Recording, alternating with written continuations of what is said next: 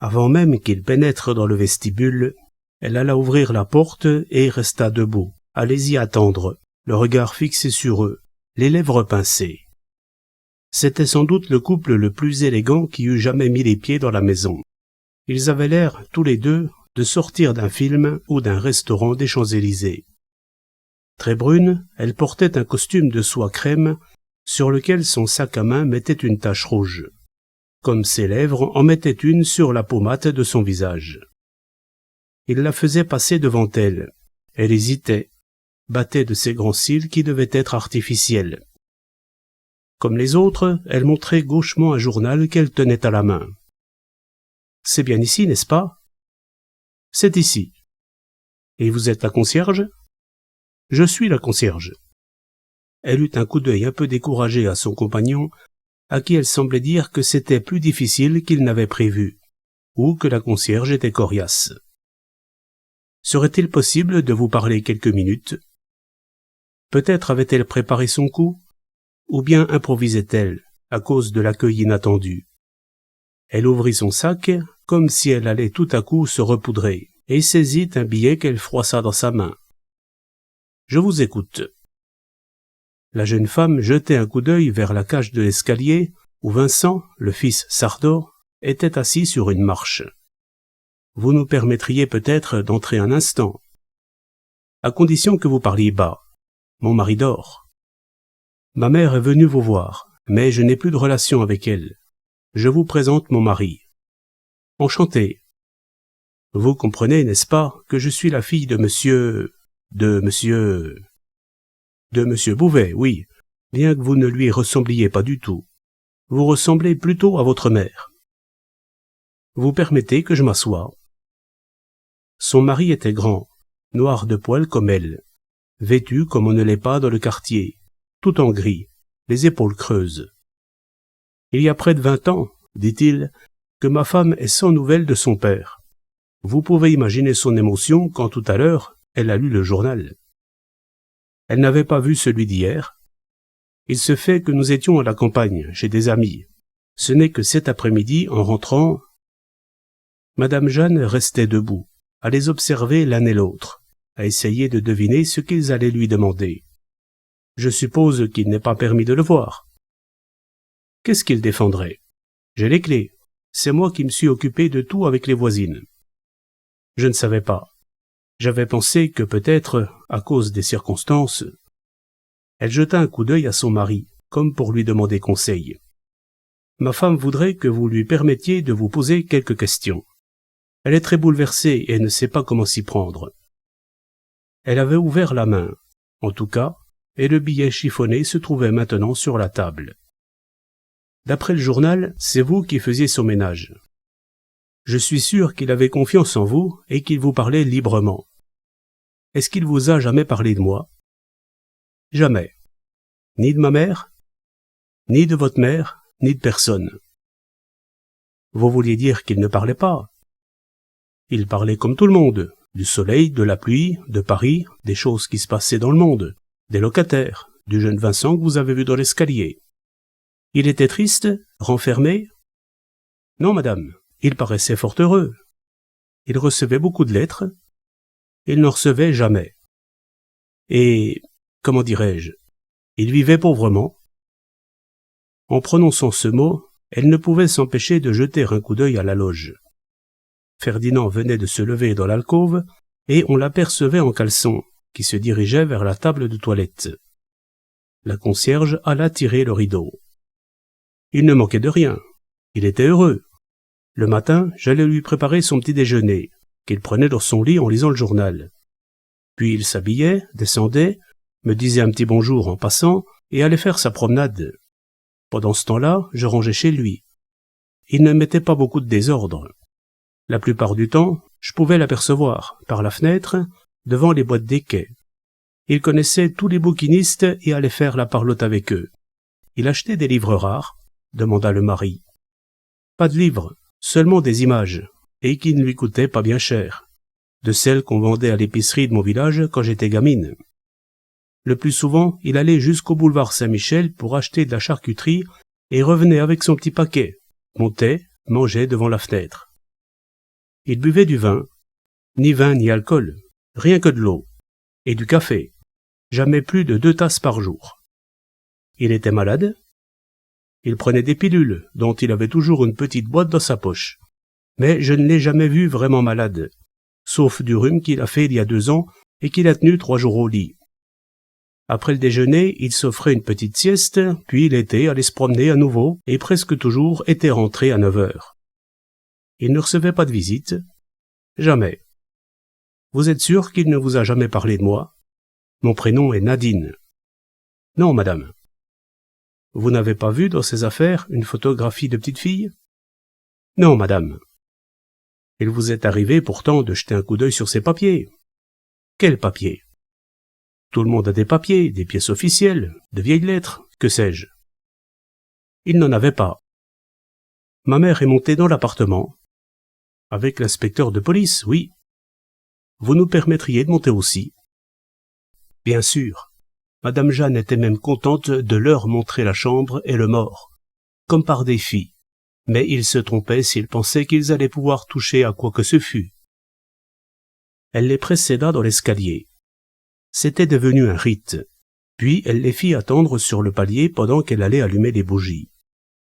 Elle les introduisit enfin par le salon, où elle était venue prendre les poussières le matin, s'effaça devant la porte de la chambre, où il y avait toujours les 3 mouches qu'elle avait en vain essayé d'attraper et où commençait à régner une odeur fade. Elle n'était pas fâchée qu'il voie qu'elle était à son aise, que le mort ne lui faisait pas peur, qu'ils étaient amis tous les deux. Il est bien tranquille. Il sourit.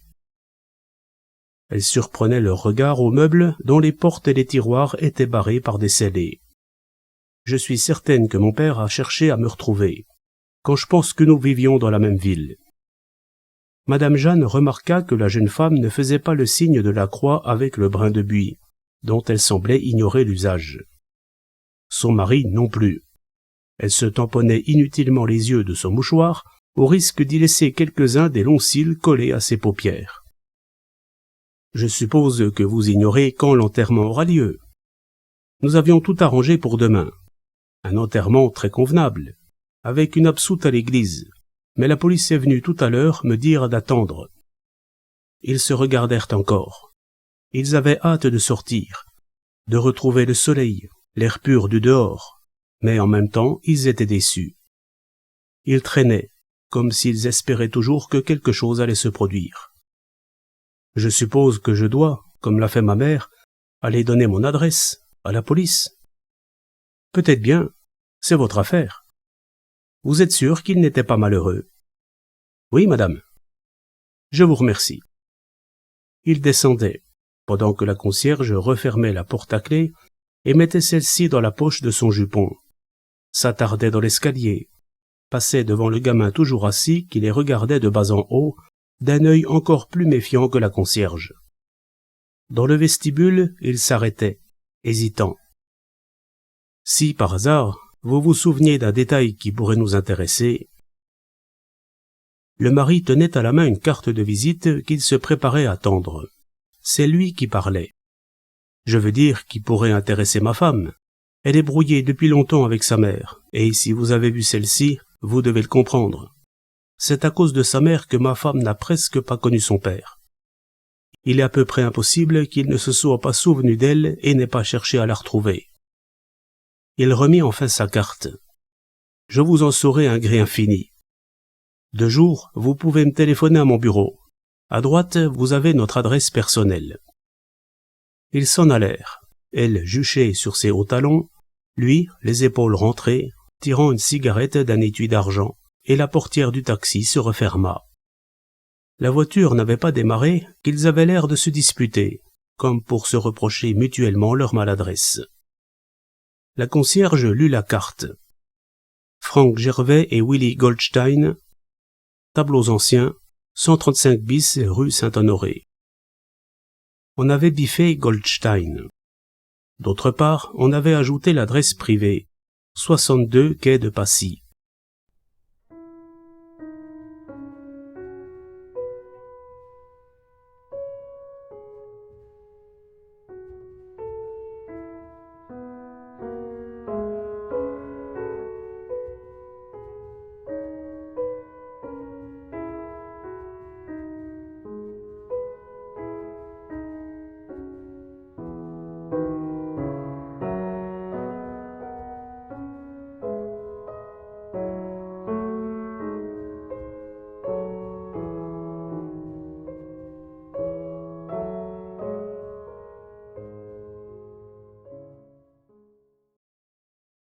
Paris était aussi glorieux que la veille, avec les mêmes bouffées chaudes, le même frémissement dans le feuillage lourd des arbres, la même poussière fine et odorante, les mêmes éclaboussures de soleil dans les vitres et sur les toits. Un homme terne, qui avait l'air d'un démarcheur d'assurance ou d'un placier en aspirateur électrique, frappa discrètement à la vitre de la loge, alors que Ferdinand était en train de dîner dans la cuisine avant de se rendre à son travail. C'était Monsieur Beaupère. « Je ne vous dérange pas, Madame Léliard. Entrez, asseyez-vous. Vous avez des nouvelles ?»« Pas beaucoup.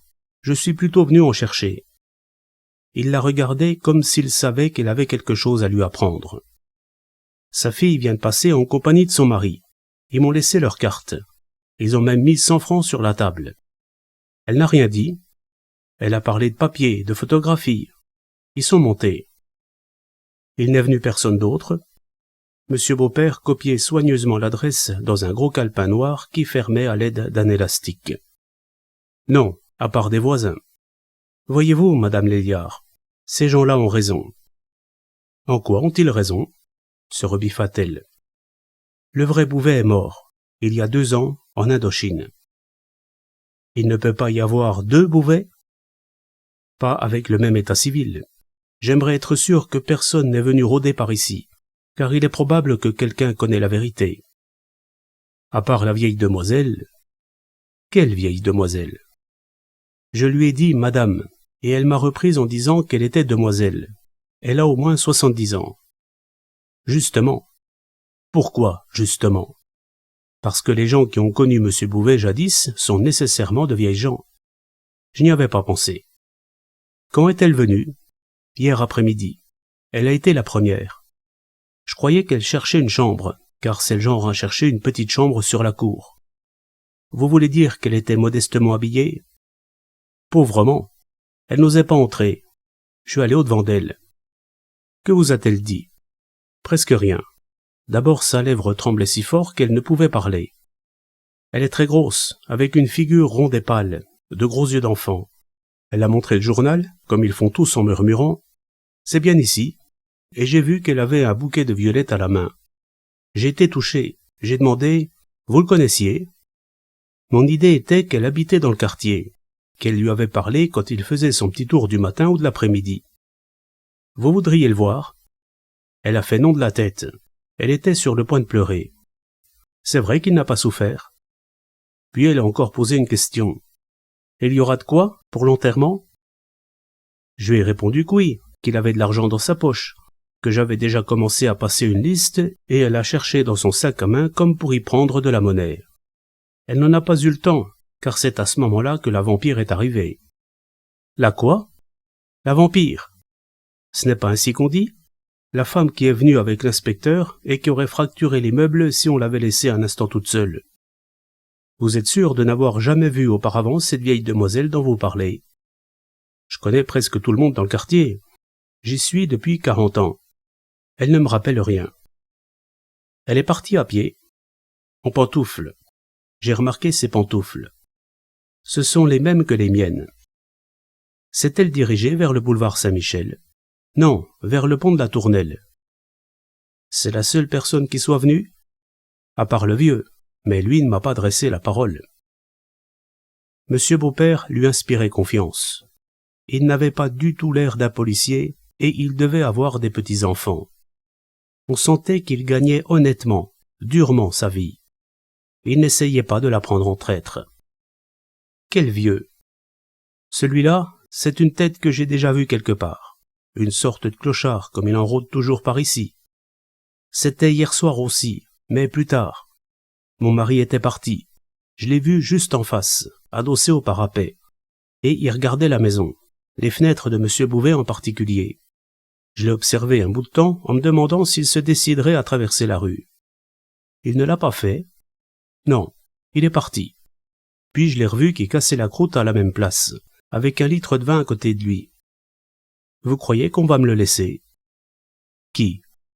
Monsieur Bouvet. Je me suis donné la peine de tout arranger avec les locataires et les voisins. Tout le monde s'est montré généreux.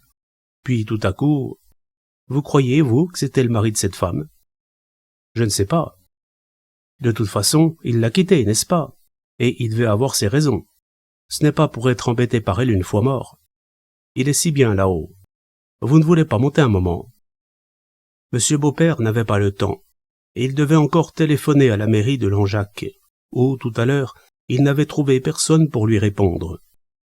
Il avait d'autres vérifications à effectuer, lentement, soigneusement, comme il faisait toutes choses, en suçant ses cachous et en hochant la tête d'un air attristé. Si vous revoyez la vieille demoiselle ou le clochard, essayez de savoir leur nom, leur adresse. Ça pourrait nous aider. Vous ne boirez pas une tasse de café? Merci, je ne prends jamais rien entre les repas. La soirée fut calme pour Madame Jeanne. Quelques parlottes avec des locataires qui rentraient et qu'elle mettait au courant. À 9 heures, elle monta, toute seule, chez Monsieur Bouvet, comme pour lui dire bonsoir. Elle n'avait pas peur de rester en tête-à-tête avec le mort. Elle fit la croix avec l'eau bénite, en remuant les lèvres comme pour lui parler. Tout était en ordre. Elle parvint à attraper une des mouches, collée au chambranle de la porte, mais ne trouva pas les deux autres, qui avaient dû se cacher. Elle referma la porte à clé, entra chez les Sardeau, où le gamin était couché et où le mari lisait le journal, pendant que la femme lavait des couches. Leurs fenêtres étaient ouvertes sur le bleuté du soir. Toutes les fenêtres de Paris étaient ouvertes. Dans certains quartiers, des gens couchaient sur leurs balcons, et la nuit, on entendait de partout le sifflet des trains dans les gares. Elle a épousé un marchand de vieux tableaux. À mon avis, il doit être tuberculeux. Elle a tiré son mouchoir de son sac, mais j'ai bien observé ses yeux et je peux jurer qu'elle n'a pas pleuré. Évidemment, si c'est son père, elle ne l'a pas beaucoup connu. L'accordéoniste sortit de la maison. Madame Jeanne descendit faire son petit ménage du soir, ferma les rideaux, se déshabilla, regarda le vide laissé au milieu de sa bouche par une dent qui manquait, et se dit qu'il faudrait se décider à la faire remplacer. Elle s'endormit, et il ne se passa rien jusqu'au retour du musicien. Elle ne regarda pas l'heure, car elle savait qu'il devait être 2 ou 3 heures du matin. Elle fit des rêves compliqués, où M. Beaupère jouait un rôle important, où, même, il était son mari, et elle en était un peu gênée. Elle lui demandait comment ça se pouvait, puisqu'elle n'était pas veuve et que Ferdinand travaillait toujours comme gardien de nuit au garage de la rue Saint-Antoine. Alors M. Beaupère répondait avec un sourire qui ne lui allait pas du tout. « Justement. » « Justement quoi? Est-ce que l'accordéoniste était rentré? » Elle ne s'en souvenait plus. Elle était éveillée, et il lui sembla que les aiguilles lumineuses de son réveil ne marquaient qu'1 heure du matin. Il faisait étouffant dans l'alcôve, et ce fut vraiment une mauvaise nuit.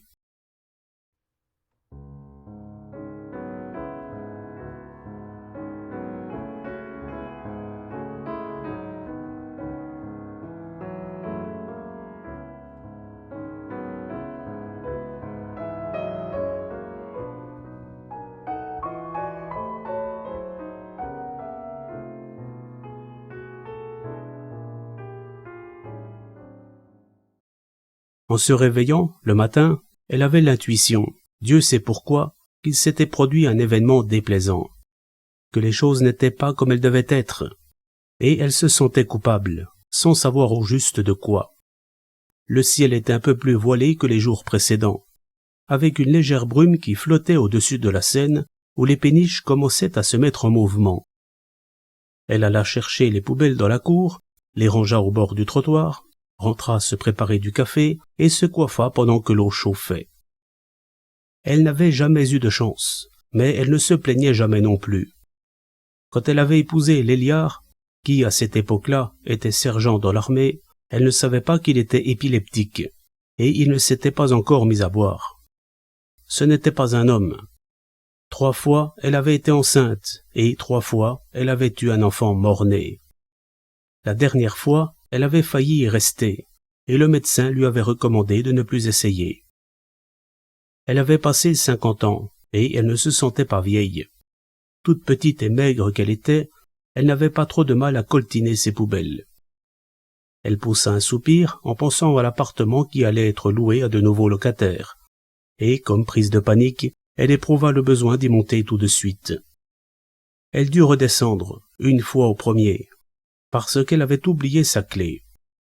Elle remonta, poussa la clé dans la serrure, se demanda si elle avait déjà tourné un tour sans s'en rendre compte, ou si la veille elle avait oublié de fermer, car il lui semblait que la porte s'ouvrait trop facilement.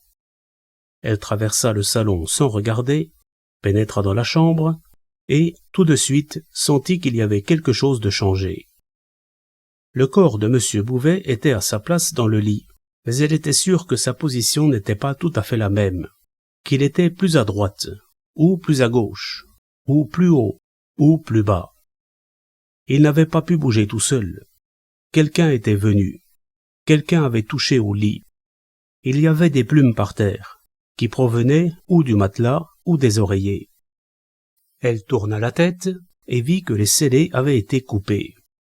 On avait refermé les portes des armoires, refermé les tiroirs.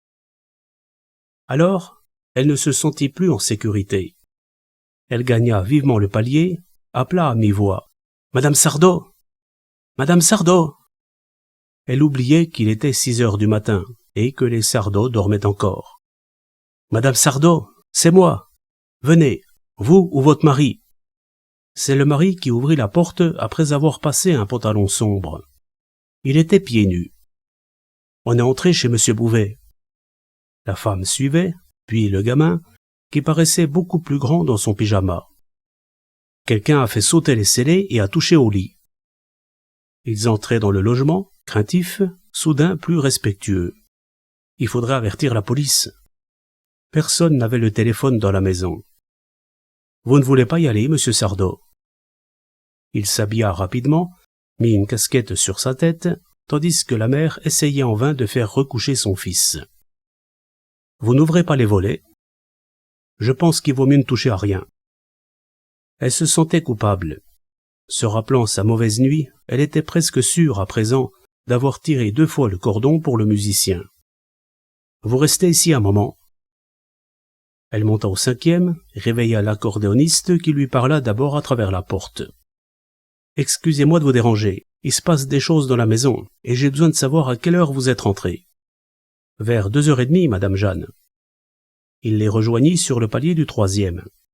Un agent cycliste arriva, bientôt suivi par Sardeau. « Nul ne doit entrer dans l'appartement. J'ai des ordres. C'est vous la concierge ? Retournez à votre loge et ne laissez personne pénétrer dans la maison. Je veux dire personne qui n'ait pas à s'y trouver. » Ce ne fut pas l'inspecteur de l'avant-veille qui vint ensuite, mais un gros qui s'assit dans sa loge et qui, par ses questions, prouva qu'il n'était au courant de rien. « La police judiciaire est avertie. Ils seront ici d'un moment à l'autre. » Ce n'était pas non plus M. Beaupère, qui devait dormir encore dans son pavillon de Puteaux. Il en descendit d'abord 4 d'une voiture, avec d'énormes appareils, sans doute des appareils photographiques. Puis, un quart d'heure plus tard, alors que ceux-là étaient en haut, où il ne se gênait pas pour mener grand tapage, il en vint 2 autres en taxi. « Vous êtes la concierge ? Montez avec moi. » Enfin, elle souffrait assez d'être retenue en bas, alors que des gens s'agitaient chez M. Bouvet. Le sang se porta à son visage quand elle vit ce qu'ils étaient en train de faire. Les 3 fenêtres étaient larges ouvertes. Un appareil photographique, plus volumineux et plus lourd que chez n'importe quel photographe, était installé sur un trépied. Ils avaient pris, dans la garde-robe, les vêtements de M. Bouvet et les avaient étalés un peu partout. Comment était-il habillé quand il est mort ? Elle leur désigna le veston crème, le pantalon gris.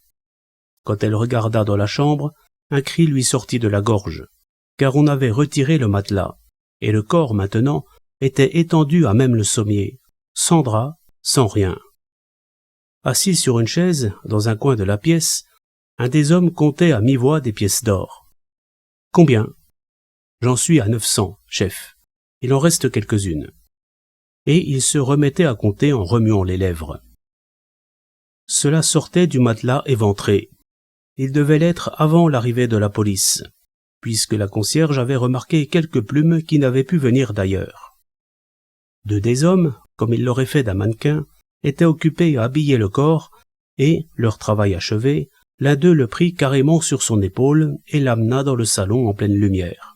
« Combien de fois avez-vous tiré le cordon cette nuit? Un seul locataire est rentré après que je me suis couché. Je vous demande combien de fois vous avez tiré le cordon. Une fois.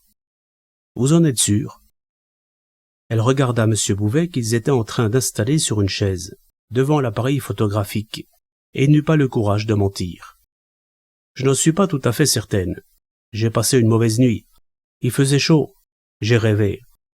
Après que j'ai eu tiré le cordon, je me suis rendormi, et plus tard, en me réveillant, j'ai eu l'impression qu'il n'était pas l'heure. L'heure de quoi? Je veux dire que M. Francis n'aurait pas dû être rentré. Et vous lui avez à nouveau ouvert la porte? Je ne me souviens pas. J'ai essayé de me rappeler. Peut-être l'ai-je fait machinalement. C'est devenu une telle habitude, n'est-ce pas? Où est-il? Monsieur Francis? Au 5e, à gauche. Il vient de remonter. On envoya quelqu'un le questionner. Est-ce que les objets dans la pièce sont à peu près comme vous les avez vus hier? À peu près. Elle regardait autour d'elle d'un air inquiet, en essayant de ne pas voir M. Bouvet, qui, sur sa chaise, avait l'air presque vivant. Cela lui paraissait sacrilège, et elle avait envie de s'en aller. Regardez bien sur tous les meubles. Il me semble qu'on a touché aux images. Elle n'en était pas sûre non plus. Elle ne savait plus rien. Le soleil lui frappait le visage, entrant à flot par les fenêtres, comme quand elle venait faire le ménage. Et soudain, elle éclata en sanglots, tandis que l'homme qui lui parlait lui tapotait gentiment l'épaule. « Allons, allons, calmez-vous. Ce n'est pas votre faute après tout, mais il est indispensable que nous sachions. Descendez boire quelque chose. J'irai vous poser quelques questions tout à l'heure. » C'était comme une trahison, et pourtant elle était incapable de rester plus longtemps dans cette pièce. À la porte, un agent empêchait les locataires de stationner sur le palier. La porte des Sardeau bougeait. Sardeau devait déjeuner, car il était l'heure de partir à son travail. La vieille Madame Aurel l'appela à travers sa porte, jusqu'où elle s'était traînée dans son fauteuil à roulettes. « Que se passe-t-il »« Je ne sais plus. Ne me demandez rien. C'est la fin de tout. Si vous voyez ce qu'ils sont en train de faire. » Cette sale bête de Ferdinand avait trouvé le temps d'aller boire, et, sans doute, de raconter les nouvelles au bistrot du coin. Il y avait des gens sur le trottoir, avec le jeune agent de l'avant-veille, qui les tenait en respect. À 9 heures, seulement, les premiers journalistes arrivèrent, et après ce fut la cohue. Madame Jeanne renonça à se tenir au courant. Elle n'était plus chez elle. Des inconnus entraient et sortaient, montaient l'escalier, redescendaient, pénétraient dans sa loge comme dans un endroit public. 3 fois, en moins de 5 minutes, on fit éclater du magnésium sous son nez pour la photographier, et elle ne se souciait plus de ce que pouvait faire Ferdinand, qui en profitait largement. Ce n'était pourtant qu'un début. Le directeur de la PJ venait à peine de prendre connaissance des premiers rapports téléphoniques. Il avait fait appeler M. Beaupère et l'attendait dans son bureau dont les fenêtres étaient ouvertes. Au moment où l'inspecteur frappait à la porte, on apporta un télégramme marqué « Urgent » et il fit attendre M. Beaupère un instant pour le lire. Très important, retardé obsèque Bouvet, alias Samuel Marche, jusque mon arrivée, stop. Apporte preuve identité Marche, aussi fausse que Bouvet, stop. Serait Paris, 12h40. Salutations, Joris Kostermans. La dépêche venait d'Anvers, où le journal qui parlait de Marche avait dû arriver la veille au soir, probablement assez tard. « Entrez, monsieur Beaupère. Vous avez du nouveau ?» J'ai retrouvé le clochard. « Quel clochard ?» Celui que la concierge a vu rôder autour de la maison le soir du décès. Il est connu dans le quartier Maubert, sous le sobriquet du professeur. « Qu'est-ce qu'il vous a dit ?»« Encore rien.